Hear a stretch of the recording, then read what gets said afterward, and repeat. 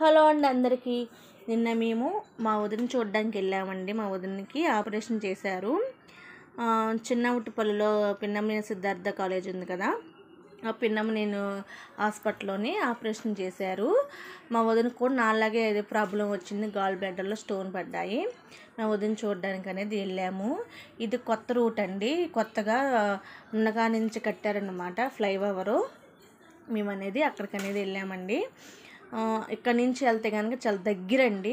తర్వాత మేము అటు వెళ్ళినప్పుడు నేను మొత్తం ఎక్కడి నుంచి మొదలైద్ది, ఎక్కడి నుంచి ఎండింగ్ కొడుతుంది మీకు అన్నీ నేను వీడియో తీసి అనేది పెడతాను. చాలా దగ్గరగా అరగంటలో గన్నవరం మనం వెళ్ళిపోవచ్చండి. అలాగే చూడండి, మేము నా వీడియో ఫస్ట్ టైం ఇలాగా ఫ్రంట్ కెమెరా తీస్తున్నాను.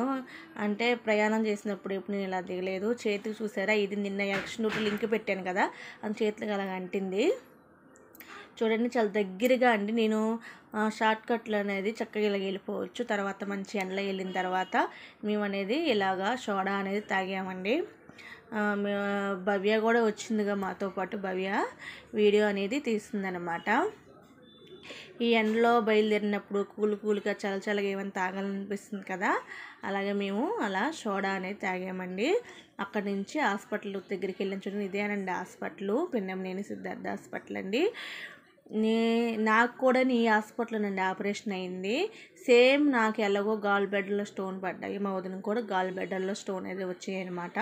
ఈ గాల్ బ్లాడర్లో స్టోన్ అనేది ఎందుకు వస్తాయంటే, కొంతమంది గ్యాస్ ప్రాబ్లం ఉంటుంది కదా, గ్యాస్ బాగా విపరీతంగా ఎక్కువైపోతే అలా కొంతమంది గాల్ బ్లాడర్లు అనేది స్టోన్స్ అనేది వస్తాయి అన్నమాట.